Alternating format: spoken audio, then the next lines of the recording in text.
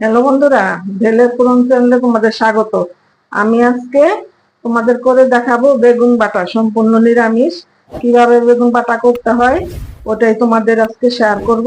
তো তোমরা প্রথম থেকে শেষ পর্যন্ত দেখো আমি কিভাবে বেগুন বাটা করছি। এবার আমি বাটার মধ্যে বেগুন তিনটা দিয়ে দিই, দিয়ে এবার সেদ্ধ করে নেব।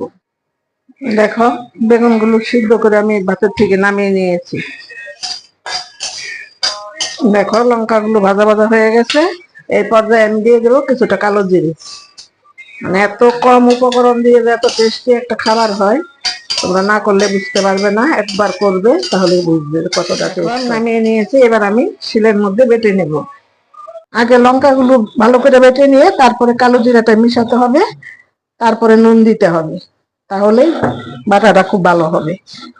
এবার আমি দিয়ে দেব ওই সেদ্ধ করে রাখা বেগুন।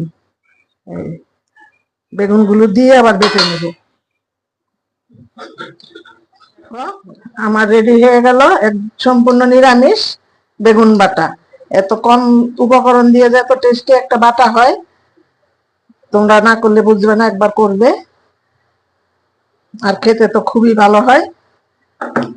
দেখো কতটা সুন্দর হয়েছে। আর তোমরা ইচ্ছা করলে ব্লেন্ডারও করতে পারো, কিন্তু ব্লেন্ডারে করলে এতটা টেস্ট আসবে না।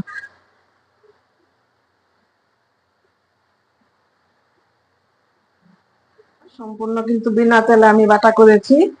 খাওয়ার সময় গরম ভাতের উপরে একটু খাঁটি সরষের তেল নিয়ে নিবে, তাহলে খেতে কিন্তু দুর্দান্ত হবে।